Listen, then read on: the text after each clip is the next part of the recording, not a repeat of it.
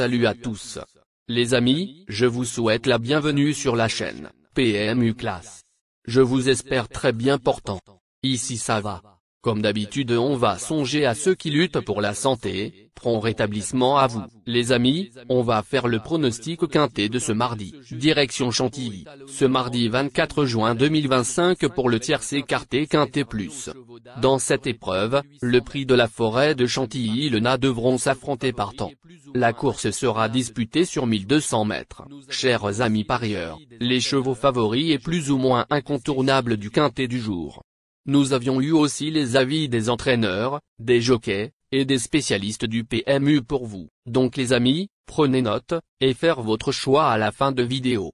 Les détails de leur performance à suivre. En tête de notre sélection quintet, le numéro 2 aura notre préférence. Dominé dans le super handicap de réouverture, cet élève de Jérôme Régnier s'est toutefois pleinement réhabilité pour son retour sur les tracés rectilignes, en prenant des accessites dans des quintets plus et une 5e place dans le convoité prix du Gros Chêne, groupe 3.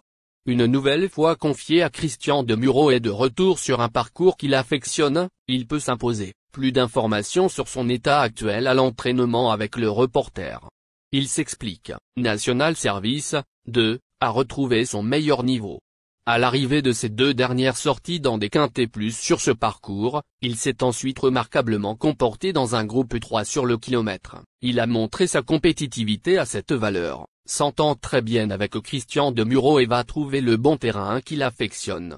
Avec le 3 dans les stalles, tous les feux sont au vert. On enchaîne avec notre deuxième base solide du quintet de ce mardi.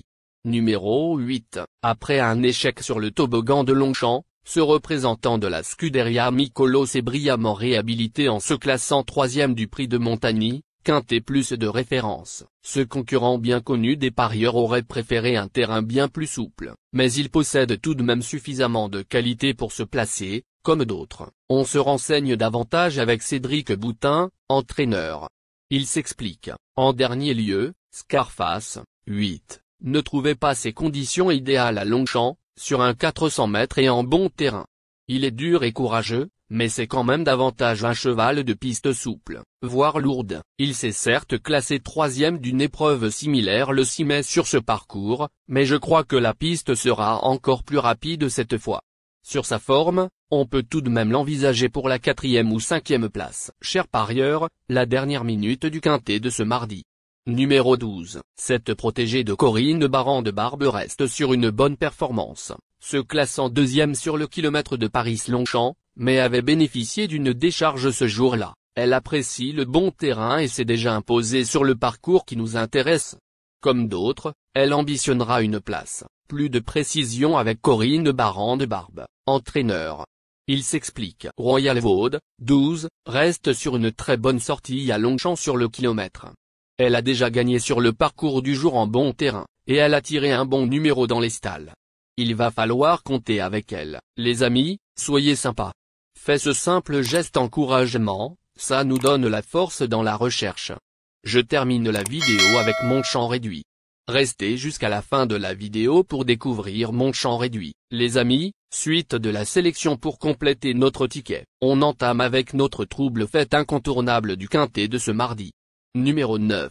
Prise en valeur 29 en début d'année, cette protégée d'Alain Jng a remporté 3 handicaps depuis et évolue désormais en 38. Elle a assurément franchi un palier et s'était d'ailleurs honorablement comportée pour son coup d'essai dans les quintets plus, le 14 avril. Capable de finir fort, cette jument en plein épanouissement garde son mot à dire pour les places. Plus d'informations sur sa forme actuelle à l'entraînement avec Alain Jng, entraîneur. Il s'explique. Hortensia Basque, 9, est restée bien depuis son dernier succès. Elle a été pénalisée, mais ce n'est pas la première fois cette année et elle est toujours restée compétitive. Son seul échec cette saison était dû à un mauvais parcours, mais son tracking était très bon. Elle a connu un petit souci de santé l'an passé, mais je pense que c'est une jument tardive, qui nous montre tout son potentiel. Le numéro 7 dans les stalles lui conviendra, car elle aime venir entre les chevaux. Le seul bémol concerne le terrain, un peu rapide. Elle finira peut-être par connaître une baisse de forme, mais pour mardi elle va s'élancer avec ma confiance. Nos deux tocards incontournables du quintet de ce mardi. Premier tocard en forme. Numéro 4. Plaisant lauréat du prix Hubert de Catteux à Fontainebleau, ce concurrent d'Isabelle Corbani a profité de sa forme pour se classer 4e du Quintet Plus du 14 avril avant d'être largement dominé dans le prix de Montagny, course de référence. En valeur 40,5, il fait désormais face à des tâches moins évidentes et viendra dans un second choix. On écoute Mauricio Delché-Sanché, entraîneur. Il s'explique. Will West, 4, est en forme, il apprécie ce parcours et son jockey le connaît par cœur. Il a beaucoup d'atouts pour lui, mais c'est davantage un cheval de piste souple. Avec le beau temps qui persiste, il n'aura pas les conditions idéales. Je le pense tout de même capable de prendre un accessite. Deuxième tocard en forme. Numéro 1. En dernier lieu, à Saint-Cloud, cette pensionnaire de Pierre Groual a fourni un bel effort final, dominant Havana Cigar, deuxième du prix Jean Prat, groupe 1, l'an passé, ainsi que Grand Scoop, prix en valeur 44,5. Troisième pour sa seule tentative sur le parcours qui nous intéresse, elle retrouve les Quintets Plus avec de grandes ambitions, plus de précision avec le reporter. Il s'explique. Omicron, 1, avait réalisé une superbe année 2024, ponctuée par 2 victoires dans des Quintets Plus. Moins en réussite cette saison, elle vient de rassurer en prenant la 2e place dans un lot relevé à Saint-Cloud, pour son retour sur une distance aussi courte. Son entraîneur persévère dans cette voie. Sur une piste rapide qu'elle apprécie, elle peut surprendre à belle cote, malgré le poids. Notre outsider séduisant du Quintet de ce mardi.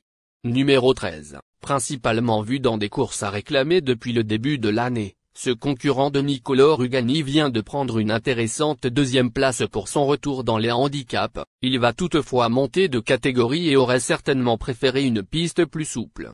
Malgré sa forme, nous lui préférons d'autres candidatures. Plus de précision avec Stefano Pecoraro, entraîneur. Il s'explique. Blue Metal Jacket, 13, est un cheval très courageux. Ses lignes sont bonnes dans les épreuves à réclamer, mais je trouve que c'est un peu dur dans une telle épreuve. Le terrain va également être un peu trop ferme pour lui. Il a repris un peu de fraîcheur depuis Lyon et me semble en très bonne condition. Il y a du pour et du contre, mais il va encore faire de son mieux. Notre surprise évidente du Quintet de ce mardi.